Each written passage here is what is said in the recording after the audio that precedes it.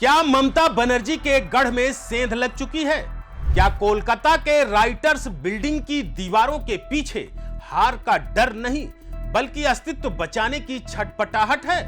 दिल्ली के north block से अमित शाह ने एक ऐसी पॉलिटिकल मिसाइल छोड़ी है जिसका निशाना बंगाल की वो सीटें हैं जहां रातों रात आबादी का गणित बदल गया। अगले 30 दिन और बंगाल की सरहदों पर होगा जिसकी कल्पना शायद दीदी ने भी नहीं की थी। क्या यह सफाई अभियान है या फिर 2027 की सत्ता का शिलान्यास? आज अजीत आनंद उस फाइल के पन्ने पलटेगा जिसे बंगाल की राजनीति का डेथ वारंट कहा जा रहा है।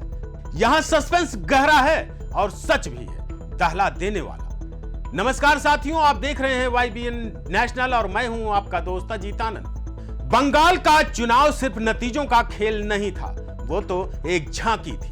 असली फिल्म तो अब शुरू हुई है। अमित शाह की वो डायरी खुल चुकी है जिसमें घुसपैठ, जनसांख्यिकी और बॉर्डर सुरक्षा का पूरा कच्चा चिट्ठा लिखा हुआ है। ममता बनर्जी के CAA NRC के विरोध को कुचलने के लिए केंद्र ने जो साइलेंट ऑपरेशन तैयार किया है, आज उसकी एक एक परत आपके सामने खुलेगी। तो मेरे साथ बने रहिएगा क्योंकि आज बात सिर्फ खबर की नहीं, आपके और हमारे भविष्य की। साथियों, अमित शाह यूं ही चाणक्य नहीं कहलाते। खबर है कि गृह मंत्रालय ने उन हॉट स्पॉट्स को चिन्हित कर लिया है जहां बाहरी ताकतों ने बंगाल की आत्मा को चोट पहुंचाई है।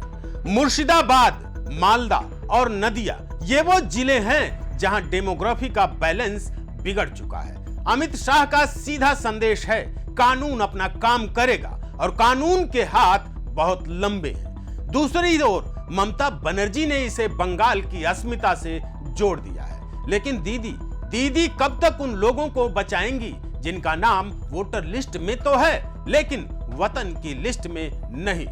सूत्रों की माने तो केंद्र सरकार ने बंगाल पुलिस को बाईपास करके सीधे केंद्रीय एजेंसियों को फ्री हैंड देने का मन बना लिया है। क्या ये ममता बनर्जी की सत्ता को सीधे चुनौती है? अब उस लाल फाइल की बात करते हैं। सस्पेंस ये है कि क्या अगले 30 दिनों में बंगाल के उन इलाकों में वेरिफिकेशन ड्राइव शुरू होगी जहां सबसे ज्यादा अवैध घुसपैठ की आशंका है, या फिर क्या डिटेंशन सेंटर्स के ताले खुलने वाले हैं? खबरें डरा रही हैं आपको। कहा जा रहा है कि इस बार कोई शोर शराबा नहीं होगा, कोई बड़ा जुलूस नहीं निकलेगा, बस डिजिटल सर्जिकल स्ट्राइक होगी।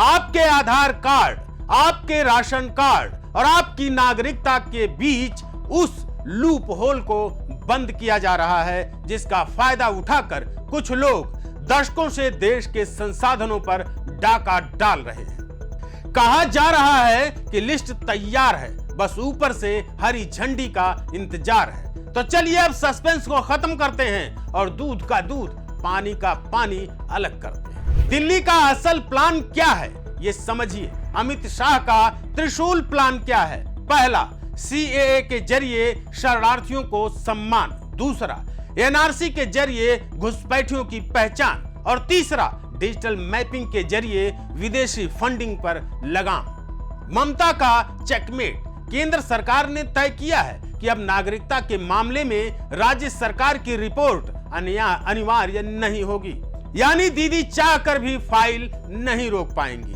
बॉर्डर की बाड़ेबंदी 2.0, लेजर वाल और थर्मल सेंसर।